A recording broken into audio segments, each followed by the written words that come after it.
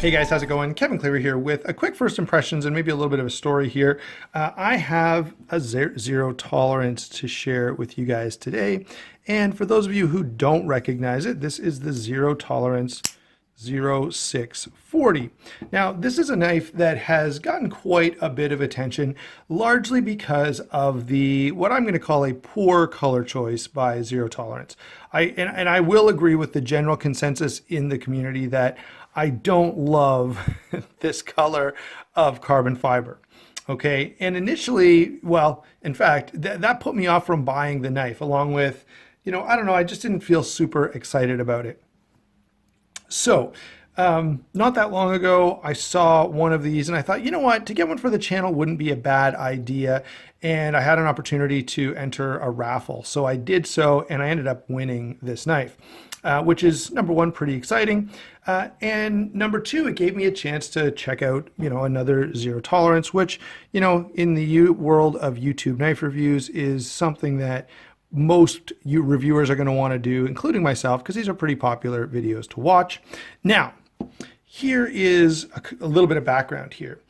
So Chris, who was the original owner of this knife, modified it just slightly, and I'll show you what he did. So here on the clip, if I turn it this way, some of you will immediately know what he's done.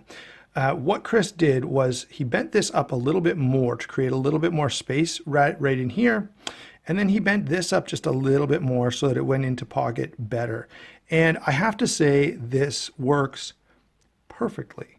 It is absolutely perfect. So if you are thinking about getting one of these knives, but it's the clip that's putting you off, shoot me a message and I will follow up with Chris to say, how exactly did you bend it? Did you just use a vise and a pair of pliers, or is there a little more going on here? But if you make this very slight modification to this clip, it works perfectly. Now, beyond that, the rest of this knife, once I was able to get this in hand and fiddle around with it a little bit, I have to tell you guys, the knife totally changed my mind. This is on washers. We've got 20 well, let's work our way through the knife the way we normally would. Let's do this. Okay, so 20 CV steel, really gorgeous satin grind on the bevel there, and stone wash on the flats. Got a thumb disc for deployment, which doesn't bother me in the least. Then coming down here to the pivot, we have phosphor bronze washers on the pivot, which work perfectly, guys. They really do. The action on this is fantastic. It is really nice. And again, a reminder of the thing that I've often said, that in a lot of ways I appreciate really well done phosphor bronze knives more than I appreciate bearings, because of course a knife on bearings is going to be smooth. If you mess that up, you really, you're really hopeless. But to get a knife on phosphor bronze washers to be as smooth as this is, now I'm not going to let it drop, because the one downside is if you're one of those guys who likes to unlock the knife and let it fall, you can see there's nowhere to put your finger. That blade is going to catch you. But this is so smooth that it is an extremely fidgety knife. So this is the knife you really want to fidget with, and you get addicted to just sitting on the couch, flipping it open and closed, because the action is that nice. The lock bar is easily accessible. Yeah, I don't like the color of the scales, but they do make the knife nice and hand-filling and quite comfortable. The blade, again, is pretty well done, to come back to that for just a moment. The clip, of course, was the other big complaint that people had, but this one has been remedied, and it's actually really nice. And then it's standoff construction, something else that I really like to see. There are some ways in which this zero tolerance has kind of gone back to what zero tolerance used to be about, which is just making simple, hard use knives that could really take a beating. It could be in your pocket and do just about anything you could imagine. And this is a zero tolerance of that ilk, and I really like that. By the way, I also really liked the 0630 and had a similar story.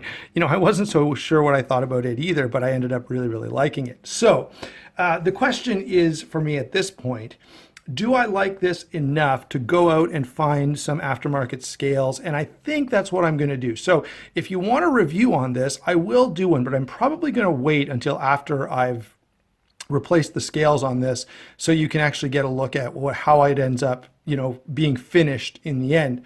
And that does bring up a bit of a dilemma. If you are looking at this thinking of buying one yourself, the clip is a pretty easy fix. And I don't think that should put anybody off. However, if you go out and buy scales, the ones that I'm looking at, I've looked around a little bit, and I think it's going to be about $70 for the scales that I want to put on this. Well, if I had paid full price for this, which I think is $240, now add $70 to that, I've got a $310 knife. And it's a pretty legitimate question as to whether or not this is a $310 knife. Now, is it well made? Is the steel good? I don't know. Yeah, it is. All those things are good. Maybe this is a $300 knife, guys. I really, really like it. And I like it enough that I'm going to go and put some black linen micarta scales on this and then see how we go from there. Let me know what you think in the comments down below. Maybe you really, really like this. And I have to say this, okay? Other than the green, which I do pretty strongly dislike, this knife is right in my wheelhouse, and we haven't really got to the size and weight yet, but that's where I want to kind of go next before I finish this off. All right, so size and weight on this guy is 8 9/16 overall, so a little over 8.5 inches. So a nice big knife. 3 3/4 inches on the blade, which is fantastic. Right, I've got to say, to get that nice big blade in what is not a huge knife is, to me, really, really appealing. The handle length here is 4 3/4 inches.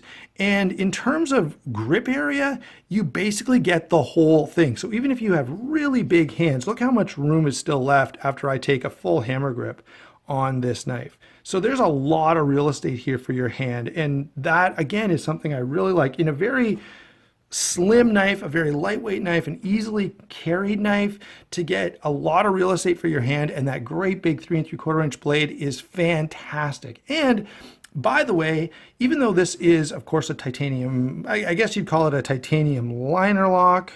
These would be overlays maybe, so I don't know.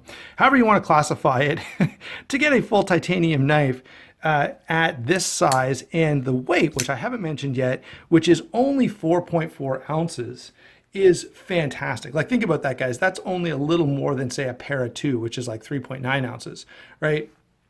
So this is a really, really well done knife. In many respects. The blade is fantastic, the weight is fantastic, the grip is fantastic, the action is fantastic.